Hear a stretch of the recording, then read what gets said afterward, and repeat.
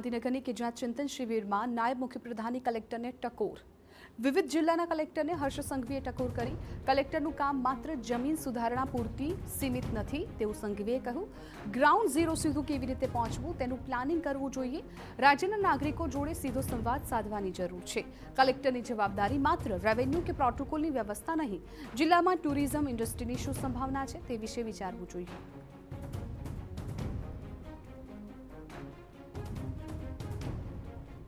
સૌ કલેક્ટરોએ સાથે મળીને વિચારવું જોઈએ કે હું મારા જિલ્લામાં ટુરિઝમની શું સંભાવનાઓ છે.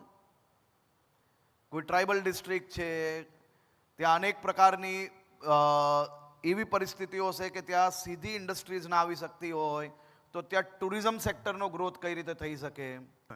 તો ગાંધીનગરમાં મહેસૂલ વિભાગની ચિંતન શિબિરમાં હર્ષ સંઘવીએ ઉપસ્થિત વિવિધ જિલ્લાના કલેક્ટરને ટકોર કરી હતી કે કલેક્ટરે પોતાની સત્તા અને જવાબદારીને મર્યાદિત ન કરવી જોઈએ. રાજ્યના સામાન્ય નાગરિકોને સાથે સીધું ઇન્ટરકનેક્શન થાય અને છેક નીચલા સ્તરના કર્મચારી સુધી વાત પહોંચે તેવું આયોજન થવું જોઈએ. તેમણે એમ પણ કહ્યું હતું કે જિલ્લામાં ટુરિઝમ, સ્પોર્ટ્સ અને ઉદ્યોગોની શું શક્યતાઓ છે તેના વિશે પણ કલેક્ટરે ગંભીરતાથી વિચારવું જોઈએ.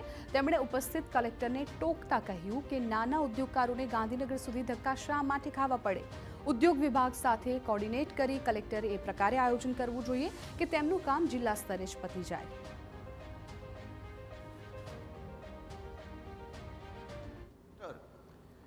એ જ્યારે મેગા ઇન્વેસ્ટર હશે એ ગાંધીનગર સુધી ધક્કો ખાય તો બરાબર છે, પણ કોઈ એમએસએમઈ વાળાએ ગાંધીનગર સુધી ધક્કો જ કેના માટે ખાવો પડે? આપણી પાસે બધી જ વ્યવસ્થા છે, આપણી પાસે બધા જ ડેસ્ક છે. તો આપણે પોતપોતાના જિલ્લાની અંદર ટુરિઝમ સેક્ટર હોય કે પછી ઇન્ડસ્ટ્રીઝ હોય કે પછી સ્પોર્ટ્સ એક્ટિવિટીઝનો કઈ રીતે આપણે વધારો કરી શકીએ તે દિશામાં બી આપણે ગંભીરતાપૂર્વક જવું જોઈએ.